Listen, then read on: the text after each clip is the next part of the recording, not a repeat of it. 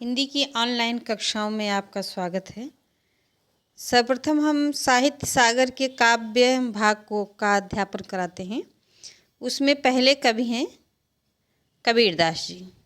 कबीरदास जी के बारे में यहाँ पर लिखा है भारतीय रहस्यवादी कवि और संत। ठीक है, संत प्रवृत्ति के थे ये। कबीरदास अंधविश्वास, पाखंड और ढोंग के विरोधी थे।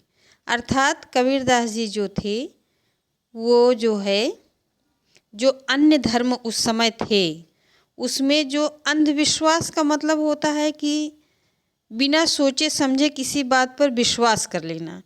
तो जो बिना अपनी सोच समझ के किसी भी बात पर विश्वास कर लेते थे लोग और उसी के अनुसार चलते थे, तरह तरह का पाखंड धर्मों में व्याप्त था और ढोंग हो रहा था, दिखावा हो रहा था। कबीरदास जी के अनुसार उसका वो विरोध करते थे। ठीक है, और भक्ति काल के निर्गुण शाखा के ज्ञान मार्गी उपशाखा के महानतम कवि थे। अब ये जो दूसरी लाइन है इसको समझने के लिए आइए हम आगे देखते हैं, तो अभी आपको समझ में आ जाएगा। ये भक्ति काल लिखा हुआ है, ठीक है ना, भक्ति काल। अब काल मतलब समय होता है। अब हिंदी साहित्य जो है उसके इतिहास को कई भागों में बांटा गया है। अब जैसे कुछ हम और नाम बताते हैं। जैसे लिखा है पहले आदि काव्य, फिर जो है रीति काव्य, है ना, या आगे चल कर के नई कविता, प्रगतिवाद, ये सारे बहुत सारे काल में विभाजित किया गया है। मतलब हिंदी जब लेखन प्रारंभ हुआ और आज तक जैसी जैसी रचनाएं हुई हैं उनको विभिन्न भागों में बांट दिया गया है और वो उसका समय निर्धारित किया गया है कि इस सन इससे इस सन तक उस बीच के मध्य में जितनी रचनाएं हुई हैं उनका एक नाम रखा गया है। ठीक है ना, तो उसी में से एक कालखंड ये है भक्ति काल। ठीक है, अब भक्ति काल उस समय है, तो समय का निर्धारण इसलिए इधर समय नहीं लिखे हैं क्योंकि इतना डिटेल में इस बोर्ड में आता नहीं। तो भक्ति काल के समय में भक्ति से संबंधित रचनाएं ही हुई हैं। अब भक्ति काल को दो भागों में बांटा गया, पुनः इतिहासकारों ने दो भागों में बांटा गया। मतलब भक्ति की रचनाएं हुई लेकिन वो रचनाएं दो प्रकार की हो गई, एक साकार या सगुण, निराकार या निर्गुण। साकार का मतलब होता है ऐसी रचनाएं जिसमें किसी रूप स्वरूप का वर्णन हो, जिसमें आकार हो, आकार प्रकार हो, या जिसके गुण हो, निर्धारित किया गया हो गुण हो। वो गोरे हैं, उनके बाल घुघराले हैं, है ना, वो इस तरीके से दिखते हैं, आँखें कमल के समान हैं, ये सारे गुण जो उसमें बताए गए हैं। तो ऐसी रचनाएं, और इस साकार में या सगुण में दोनों एक ही चीज़ है, पर्यायवाची है। ठीक है, तो साकार कहिए या सगुण करिए, दोनों एक ही चीज़ का बोध कराते हैं। इसको भी दो भागों में बांटा गया, एक राम भक्ति शाखा, एक कृष्ण भक्ति शाखा। राम भक्ति शाखा में राम जी के रूप स्वरूप का वर्णन किया गया जिसके प्रमुख कवि तुलसीदास हैं, और कृष्ण भक्ति शाखा में जो है कृष्ण जी के रूप स्वरूप का वर्णन किया गया जिसके प्रमुख कवि सूरदास हैं। मतलब कवि कई हैं लेकिन जो मेन इसके माने गए हैं वो राम भक्ति शाखा के तुलसीदास जी और कृष्ण भक्ति शाखा के सूरदास जी। अब आइए, अब इसके दूसरे भाग को, इसके जो निराकार या निर्गुण है, जिसमें मतलब इस शाखा के अंतर्गत, इस प्रशाखा के भक्ति काल की इस दूसरी शाखा के अंतर्गत जो कवि हुए हैं उन्होंने जिस ईश्वर का वर्णन किया है उसका आकार प्रकार नहीं बताया है, कोई आकार नहीं, कोई स्वरूप नहीं, है ना, कोई नाम नहीं, ऐसा अनुभूति का विषय इनका रहा है। तो इसमें दो भाग में है, एक ज्ञान मार्गी, एक प्रेम मार्गी। ज्ञान मार्गी जो हैं वो कबीरदास जी हैं। देखिए, मैंने प्रेम मार्गी के विषय में कोई जिक्र नहीं किया क्योंकि इनसे संबंधित कविताएं इस बोर्ड में नहीं हैं, और बाकी ये तीनों हैं, इसलिए तीनों के प्रमुख कवियों को पढ़ना भी है। ठीक है, तुलसीदास जी हैं, सूरदास जी हैं, कबीरदास जी हैं। तो तुलसीदास जी राम भक्त शाखा से संबंधित हैं, सूरदास जी कृष्ण भक्ति और ज्ञान मार्गी शाखा से कबीरदास जी हैं। अब यहाँ जानने योग्य है कि कबीरदास जी जो हैं वो अनुभूति का विषय, भगवान को अनुभूति का विषय बताते हैं, देखने का विषय नहीं बताते हैं, अनुभव का विषय बताते हैं। ठीक है, जो अनुभव व्यक्ति अपने ही अंदर, अपने ही योग साधना के माध्यम से ध्यान के माध्यम से अपने ईश्वर को अपने ही अंदर प्राप्त कर सकता है, ऐसा कबीरदास जी का मानना है। ठीक है, आइए देखते हैं अब कबीरदास जी के बारे में थोड़ा और डिटेल में जानते हैं। कबीरदास जी का उनका जन्म थोड़ा विवादित है कि जन्म कहाँ हुआ, कब हुआ, तो उसको हमने नहीं यहाँ मेंशन किया है। तो ये है जो चीज़ सर्वसम्मत से मान्य है वही हमने लिखा है।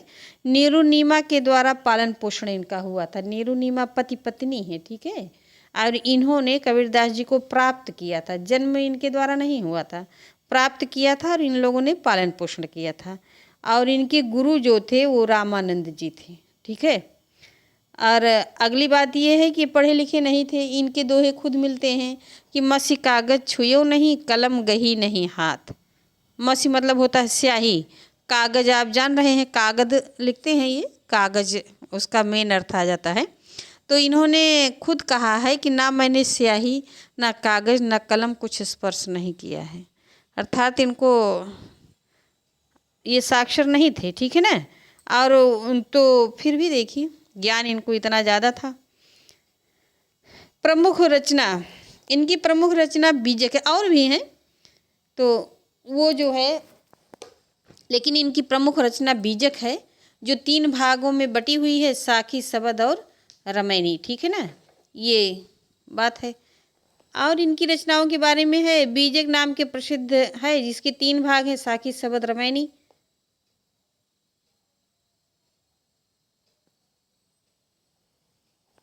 अब इनकी भाषा के बारे में देखते हैं। इनकी भाषा जो है वो पंचमेल खिचड़ी या सधुक्कड़ी है। ठीक है, अब पंचमेल खिचड़ी सधुक्कड़ी पर थोड़ा सा हम विचार करते हैं, कभी कभी भाषा पर प्रश्न बन जाता है। तो सधुक्कड़ी भाषा इसलिए है कि संत महात्माओं के बीच में रह कर के और उनकी जो भाषाएं थी वो अपने आप कहीं जाएंगे तो कोई भी व्यक्ति, तो क्या होता है कि वो भाषा अपने आप समाहित हो जाती है अपने अंदर, और इसलिए ये जगह जगह विचरण करते रहते थे। तो वहाँ वहाँ की भाषा इनके अंदर ऑटोमेटिक संकलित हो ही जाती है।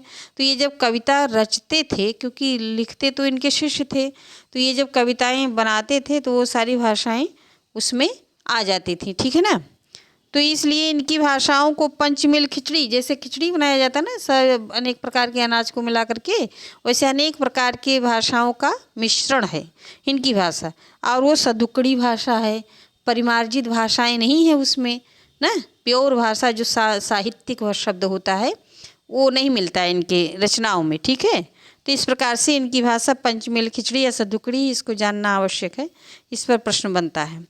आइए हम इनकी रचनाओं के बारे में देखते हैं जो हमको पढ़ने के लिए निर्धारित है साखी।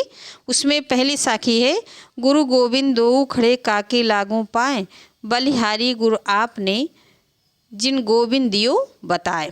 पहले हम इसका शब्दार्थ देखते हैं। गुरु समझ रहे हैं, ज्ञान देने वाला शिक्षक, गोविंद अर्थात ईश्वर, दो मतलब दोनों, खड़े मतलब उपस्थित रहना, काके का अर्थ होता है किसके, लागू मतलब स्पर्श करूं, चरण, पाए मतलब चरण, चरण स्पर्श करूं। ठीक है, बलिहारी का मतलब होता है धन्यवाद देना, अपने ना बलिहारी जाना। गुरु समझ रहे हैं, गुरु ही हैं। आपनो मतलब आपको, जिन मतलब जिन्होंने, गोविंद ईश्वर, दियो बताए बता दिया, ऐसा अर्थ आता है, शब्दार्थ भी आता है ना।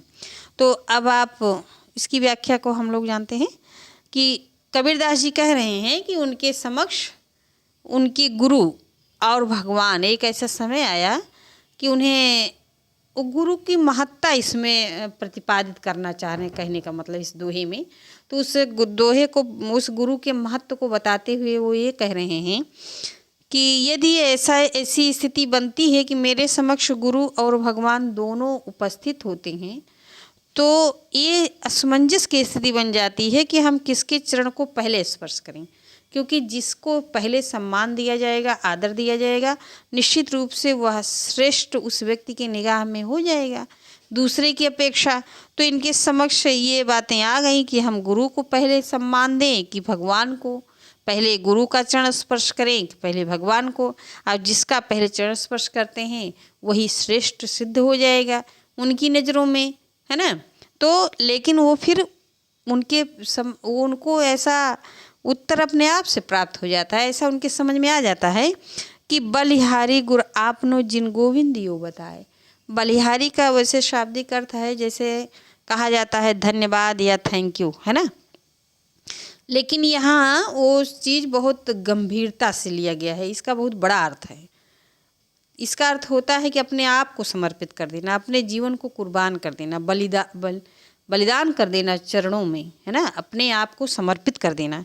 वो कह रहे हैं कि चरण स्पर्श की क्या बात है, हे गुरुदेव, हम अपने जीवन को, अपने सर्वस्व को आपके चरणों में न्यौछावर करते हैं, क्योंकि आपके दिशा निर्देश से ही हमें वह ज्ञान प्राप्त हुआ है, वह ज्ञान की ज्योति हमें मिली हुई है, जिसके माध्यम से, जिसके प्रकाश से हम इस संसार से अपने आप को अलग रख सके और उस पथ पर जा सके जहाँ से जा कर के हम उस गोविंद अर्थात ईश्वर को प्राप्त कर सकें, अर्थात संसार की सच्चाई को हम जान सके, हम ईश्वर को प्राप्त कर सके। वह दिशा निर्देश तो गुरु के द्वारा ही हमें मिला है। अब हम आपको ये बताना चाहते हैं कि ये सतगुरु हमेशा प्रयोग करते हैं। सतगुरु मतलब सच्चा गुरु, सच्चा गुरु मतलब ईश्वर को अनुभूति करने वाला गुरु, जिसने ईश्वर को अनुभव कर लिया हो और उसके बाद जो ईश्वर को अनुभव करने की का ज्ञान प्रदान करता है, ऐसे गुरु की बात यहाँ हो रही है। अर्थात आध्यात्म ज्ञान देने वाले गुरु की बात यहाँ हो रही है, ठीक है ना। तो कह रहे हैं कि बलिहारी गुर आपनो जिन गोविंद दियो बताए, कि मैं ईश्वर के चरण स्पर्श ही नहीं, ईश्वर के चरणों में अपना सर्वस्व न्यौछावर करता हूँ, क्योंकि यदि वो हमारे जीवन में ना आते, हमें सही दिशा निर्देश ना देते, हमें वह पथ ना दिखाते, तो हम अपने गुरु, अपने ईश्वर तक कैसे पहुँच पाते, उसे कैसे जान पाते कि ये ईश्वर है, ईश्वर के रूप स्वरूप, ईश्वर की अनुभूति कैसे कर पाते। नहीं, रूप स्वरूप नहीं, क्योंकि ये निराकार की बात करते हैं ना, तो रूप स्वरूप की बात तो है नहीं। वो कह रहे हैं कि हम ईश्वर को कैसे अनुभव कर पाते, ऐसी बात ये अपने इस दोहे के माध्यम से बता रहे हैं। लेकिन जो परीक्षा में व्याख्या कभी नहीं आती है, ना अर्थ लिखने के लिए आता है, आशय पूछते हैं, इसका आशय क्या है, इसका उद्देश्य क्या है ना, ये सारी बातें पूछी जाती हैं, इससे क्या शिक्षा मिलती है। अब जैसे अगर इस दोहे से ऐसा पूछा जाता है कि इस दोहे से क्या शिक्षा मिलती है, ऐसा पूछा जाए, तो इस दोहे की शिक्षा में इसकी व्याख्या को नहीं लिखा जाना चाहिए छात्रों द्वारा। वो ऐसे लिखा जाना चाहिए कि इसके माध्यम से हमें यह शिक्षा मिलती है कि हमें हमारे जीवन में गुरु का महत्व होना चाहिए। महत्व बता रहे हैं ना, तो गुरु के महत्व से संबंधित उत्तर लिखा जाना चाहिए इसमें। सेम इसका अर्थ नहीं लिखना चाहिए, ठीक है ना, कि गुरु का महत्व बता रहे हैं कि एक व्यक्ति के जीवन में गुरु का कितना अधिक महत्व है, वह निरक्षर से कैसे साक्षर हो जाता है, वह उसी संसार को की सत्यता को कैसे देख पाता है, कैसे अपने वर्तमान जीवन को संवारता है और कैसे वह ईश्वर तक पहुंच पाता है बिना किसी दिशा निर्देश के। व्यक्ति का जीवन निरर्थक होता है ना। इस तरीके से गुरु के महत्व को बताते हुए कि गुरु सांसारिक वस्तुओं के साथ साथ वह ईश्वर तत्व तक पहुंचाने की क्षमता रखता है, इसलिए व्यक्ति के जीवन में गुरु का स्थान सर्वश्रेष्ठ है, ये शिक्षा मिलती है ना।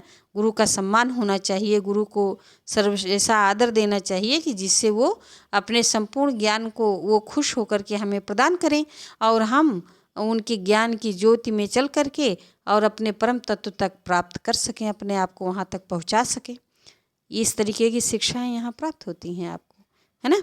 तो इस तरीके का उत्तर लिखा जाना चाहिए। आशय भी, इसमें अर्थ कभी नहीं पूछा जाता है, आशय पूछा जाएगा तो आशय भी उसी तरीके से बताना चाहिए। जैसे बलिहारी गुरापनों का आशय क्या है, अगर ऐसा प्रश्न आ जाता है तो बलिहारी गुरापनों का आशय यह है कि कवि जो है, कवि कबीरदास जी जो हैं, वो अपने गुरु के चरणों में अपने आप को न्यौछावर करना चाहते हैं, क्योंकि व्यक्ति जो चीज़ प्राप्त करता है उसके बदले में वह कुछ देता है। ये संसार का नियम है कि कुछ न कुछ वो प्रतिक्रिया स्वरूप देता है। तो अपने गुरु को वो जो उन्होंने ब्रह्म ज्ञान उन्हें प्रदान किया है, ईश्वर तक पहुँचने का रास्ता जो बताए हैं, उसके उसकी प्रतिक्रिया में, अर्थात उस ज्ञान को प्राप्त करने के बाद जो कबीरदास जी ने अनुभूति किया है, जो उन्हें प्राप्ति इतनी बड़ी उपलब्धि हुई है, उसके बदले में कबीरदास जी गुरु को क्या दें, ऐसा वो सोच रहे हैं। और ऐसे में वो गुरु को सम्मान भगवान से भी बड़ा दे रहे हैं, और साथ साथ में वो अपने सर्वस्व को न्यौछावर करना चाहते हैं। जैसे एक दो वस्तु नहीं, बलिहारी का मतलब होता है अपने सर्वस्व को न्यौछावर कर देना, ठीक है ना। इसका मीनिंग ये होता है आत्मसमर्पण करना। कहने का मतलब आत्मसमर्पण मतलब अपने आप को कुर्बान कर देना उन चरणों में, ऐसा करके। तो कभी भी इसका अर्थ लिखने के लिए नहीं, आशय पूछा जाता है, ये सारी बातें होती हैं। आपको अगर कोई भी प्रश्न नहीं आ रहा हो, आप हमें पूछिएगा, हम तुरंत उसका उत्तर बताएंगे। अगला देखते हैं, जब मैं था तब हरि नहीं, अब हरि है मैं नाही, प्रेम गली अति साकरी, तामे दो न समाए। अब यहाँ देखिए, यहाँ इस दोहे में क्या बताया जा रहा है, मैं का मतलब होता है अभिमान, ठीक है। तो यहाँ अभिमान कितना जीवन के लिए हानिकारक है, ये बातें बताई जा रही हैं कि एक मनुष्य के अंदर यदि अभिमान होता है, इस दोहे इसके लिखने का यही उद्देश्य है कबीरदास जी का, ठीक है ना। अगर उद्देश्य पूछा जाए तो उद्देश्य यही है, कबीरदास जी का प्रतिपाद्य यही है। कबीरदास जी यही शिक्षा भी दे रहे हैं। देखो, शिक्षा, उद्देश्य, प्रतिपाद्य, ये सब चीज़ें एक ही चीज़ होती हैं, केवल उनका लिखने का तरीका अलग अलग होता है। अब जैसे उद्देश्य है, तो कवि का यह उद्देश्य है कि व्यक्ति को अभिमान नहीं करना चाहिए। अब शिक्षा क्या प्राप्त हुई, तो आप ऐसे लिखेंगे कि व्यक्ति को कभी भी अभिमान नहीं करना चाहिए। लिखने का तरीका केवल बदलता है, बातें लगभग एक रहती हैं। अर्थ देखें पहले, जब मैं था तब हरि नहीं, अब हरि है मैं नाही, प्रेम गली अति साकरी, तामे दो न समाए। ठीक है, कबीरदास जी ये कहते हैं कि मैं मतलब अभिमान होता है। यहाँ शब्दार्थ देख लिया जाए। मैं का अर्थ होता है शब्द अभिमान, हरि अर्थात ईश्वर, नहीं मतलब ना होना। अब इस समय हरि अर्थात ईश्वर हैं, मैं नाही, मैं मतलब फिर से हो गया अभिमान, नहीं मतलब ना उपस्थित होना। प्रेम गली अति साकरी, प्रेम का रास्ता, अति मतलब अत्यधिक, साकरी मतलब सकरा होना। तामे दोनों समाहि, वहाँ दोनों नहीं रह सकते हैं, समाहित नहीं हो सकते हैं, उपस्थित नहीं रह सकते हैं। देखिए, कबीरदास जी ये कह रहे हैं कि जब व्यक्ति के, जब मैं था तब हरि नहीं, अर्थात जब व्यक्ति के अंदर अभिमान रहता है तब वहाँ ईश्वर नहीं रह सकता है। ठीक है ना, वहाँ ईश्वर का वास नहीं हो सकता है। वो चाहे जितना कर ले, यदि उसके अंदर अभिमान की भावना है तो ईश्वर की उपस्थिति, वह अपने अंदर के ईश्वर को महसूस नहीं कर सकता है, वह उसे परिलक्षित नहीं होगा। अब हरि है मैं नाही, लेकिन यदि वह किसी तरीके से जिस व्यक्ति के अंदर ईश्वर रहता है, जो ईश्वर की अनुभूति करता है। अब यहाँ कभी कभी ऐसे समझ लिया जाता है कि अभिमान गया ईश्वर आया, ईश्वर गया अभिमान, ऐसा नहीं होता है। ऐसा है, इस लाइन का अलग अर्थ है, इसका अलग अर्थ है। इसमें ये कह रहे हैं कि यदि व्यक्ति के अंदर अभिमान है तो वह कितना भी प्रयास कर ले, वह ईश्वर की अनुभूति कभी कर ही नहीं सकता है, जब तक वह अपने अंदर से अभिमान को ख़त्म नहीं कर देता है। ठीक है, एक दूसरे दोहे में लिखा हुआ है, इन्हीं का दोहा है, मैं ममता मन मारी रे, नान्हा करी करी पीस, तब सुख पावे सुंदरी, जब ब्रह्म झलकते शीस। वहाँ भी अभिमान को मिटाने की बात की गई है। ठीक है ना, और सुंदरी का मतलब इंद्रियाँ, तभी इंद्रियाँ सच्चा सुख प्राप्त करती हैं जब अभिमान खत्म हो जाता है। और यहाँ भी अभिमान की बात की गई है कि जब मैं था तब हरि नहीं, जब व्यक्ति के अंदर अभिमान की भावना रहती है तब ईश्वर की अनुभूति नहीं हो पाती है। अब हरि हैं मैं नाही, लेकिन वो कह रहे हैं दूसरी कंडीशन, अगर व्यक्ति के अंदर ईश्वर की अनुभूति हो गई है, जिस व्यक्ति को ईश्वर की अनुभूति हो गई है, ये अलग मैटर है, ठीक है ना, ये अलग बात है, ईश्वर की अनुभूति हो गई है, तब उसके अंदर अभिमान कभी होगा ही नहीं, क्योंकि वो समझेगा कि संसार नाशवान है, संसार निरर्थक है, इसकी प्राप्ति और इसका खोना सब बेकार की बातें हैं। उसका यदि बहुत ज़्यादा मात्रा में हमें कुछ मिल भी जाता है तो भी किस बात का अभिमान है, क्योंकि सब छूट ही जाएगा, है ना, या छूट जाएगा या छूटना पड़ेगा या व्यक्ति खुद चला जाएगा। तो वो नाशवान चीज़ें, उन पर अभिमान किस बात का, उसको तब बोध होता है जब उसके अंदर हारी रहते हैं, अर्थात ईश्वर की अनुभूति रहती है। तो उसे नाशवान वस्तुओं का कोई मोह नहीं रहता है, अभिमान नहीं रहता है। ठीक है। अब करें प्रेम गली अति साकरी तामे दोनों समाय। इसका शाब्दिक अर्थ है कि प्रेम की गली इतनी सकरी है जिसमें ये दोनों चीज़ें नहीं आ सकती। अब ये शाब्दिक अर्थ है, लेकिन इसका आशय यह है कि व्यक्ति की संरचना ही ऐसी है, मनुष्य की बनावट ही ऐसी है कि वह एक समय में दो विपरीत परिस्थितियों को नहीं रख सकता है। आप ऐसे समझिए कि वो एक साथ में दुख और सुख की अनुभूति नहीं कर सकता है। यदि वह दुखी है तो वह उस समय दुखी ही रहेगा, और उसी समय दुख और सुख दोनों परिस्थितियां वो अनुभव नहीं कर सकता है। ठीक है। ऐसे प्रेम और घृणा वो नहीं कर सकता है। तो जैसे ये सारी विपरीत परिस्थितियां हैं, वैसे ही ईश्वर और अभिमान एक दूसरे के विपरीत हैं। या तो व्यक्ति में ईश्वर की अनुभूति होगी या तो अभिमान होगा।